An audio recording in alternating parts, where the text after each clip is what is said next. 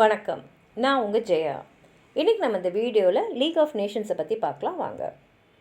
முதல் உலகப் போர் 1918 முடிஞ்சிட்ட அப்புறம் இந்த உலகத்தில் இருக்கக்கூடிய எல்லா நாடுகளும் கலந்து ஆசிச்சு ட்ரீட்டி ஆஃப் வெர்சலிஸ் மூலமாக உலக அமைப்பில் ஒன்றான லீக் ஆஃப் நேஷன்ஸை 1919 ஃபார்ம் பண்ணாங்க. இதோட ஹெட் குவார்ட்டர்ஸ் ஜெனீவாவில் இருந்தது.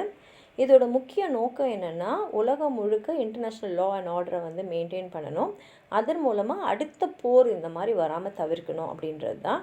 ஆனால் அந்த எண்ணம் நிறைவேறலை. ஏன்னா அமெரிக்கா இவங்களோட சேர மறுத்துடுச்சு. அது மாத்திரம் இல்லாமல் ரஷ்யாவும் இவங்களுக்கு எதிராக இருந்ததுனால இந்த லீக் வீக் ஆகிடுச்சு. அதே சமயத்தில் ஜப்பான் மஞ்சூரியாவை இன்வேஷன் பண்ணது 1931 அதால் தடுக்க முடியல. அதே மாதிரி இட்டாலி எத்தோப்பியாவை 1935 இன்வைட் பண்ணதையும் தடுக்க முடியல. அதனால தான் இது ரொம்ப ரொம்ப வீக்கானது. அதே சமயத்தில் ஜெர்மனி பார்த்திங்கன்னா அவங்களோட அக்ரெசிவ் பாலிசி நாசிசம் கீழே வந்ததுனால இது ரொம்ப வீக் ஆகிடுச்சு. ரெண்டாவது உலகப் போரும் வந்ததுனால இது பயனில்லை அப்படின்னு சொல்லிட்டு ரெண்டாவது உலகப் போருக்கு அப்புறம் உருவானது தான் யுனைடெட் நேஷன்ஸ் ஆர்கனைசேஷன். இந்த லீக் ஆஃப் நேஷன்ஸ் தான் உலகத்திலேயே பொதுவாக எல்லா நாடுகளுக்கும் இருக்கக்கூடிய ஒரு வேர்ல்டு வைடு இன்டர் கவர்மெண்டல் ஆர்கனைசேஷனாக உலக அமைதிக்காகவும் இன்டர்நேஷ்னல் கோஆப்ரேஷனுக்காகவும் உருவானப்பட்ட முதல் ஒரு ஆர்கனைசேஷன்.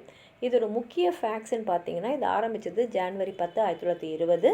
இதை மூடினது ஏப்ரல் 19, 1946. இதோட ஹெட் குவார்ட்டர்ஸ் சுவிட்சர்லாண்டில் இருக்கக்கூடிய ஜெனீவாவில் இருந்தது. இதோட main architect US president Woodrow Wilson. இதோட ஸ்ட்ரக்சர்னு பார்த்தீங்கன்னா, இதில் ஒரு அசம்பிளி இருக்கும். இதில் ஒவ்வொரு நாடும் அதில் இருக்கக்கூடிய உறுப்பினர் நாடுகளாக இருக்கு இல்லையா, அங்கேருந்து ஒரு மெம்பர் வருஷம் இதில் மீட் பண்ணுவாங்க. அப்புறம் இந்த கவுன்சில் இது ஒரு ஸ்மாலர் எக்ஸிக்யூட்டிவ் பாடியாக பெர்மனெண்ட்டாக ரொட்டேட்டிங் மெம்பர்ஸாக இருந்தாங்க. அதாவது இந்த நாட்டுடைய பிரதிநிதிகள்லாம் இப்போ இருந்தாங்கன்னா அடுத்த வருஷம் மற்ற நாடுகள், இது மாதிரி எல்லா நாடுகளுக்கும் அந்த கவுன்சில் இருக்கிறதுக்கான வாய்ப்பு கிடைக்கும். அப்புறம் செக்ரட்டரியேட்னு ஒருத்தவங்க இருப்பாங்க. இவங்க அட்மினிஸ்ட்ரேட்டிவ் டியூட்டிஸ் அண்ட் ரெக்கார்ட்ஸை மேனேஜ் பண்ணிகிட்டு இருந்தாங்க.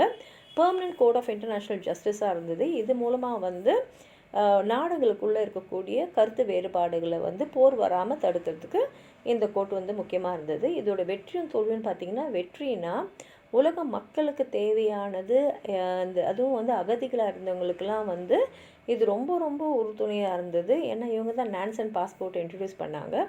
அது மாத்திரம் இல்லாமல் குளோபல் ஹெல்த் அண்ட் ஸ்லேவ் லேபரை இவங்க அட்ரஸ் பண்ணியிருக்காங்க. ஃபெயிலியர்னால் இவங்களால் யாரோடைய அந்த படை பலத்தையும் கட்டுப்படுத்த முடியல.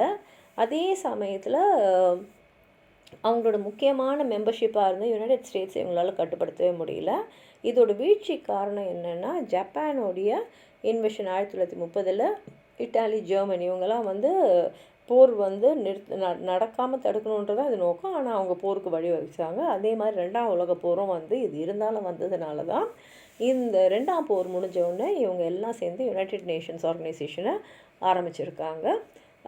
உங்களுக்கு இந்த லீக் ஆஃப் நேஷன்ஸை பற்றி ஏதாவது சொல்லணும்னு நினச்சிங்கன்னா கீழே இருக்கிற கமெண்ட் பாக்ஸில் எழுதுங்க. இந்த வீடியோ லைக் பண்ணுங்கள், உங்கள் ஃப்ரெண்ட்ஸோடு ஷேர் பண்ணுங்கள். சப்ஸ்கிரைப் பண்ணாதவங்களாம் ப்ளீஸ் சப்ஸ்கிரைப் பண்ணி சப்போர்ட் பண்ணுங்கள். நன்றி.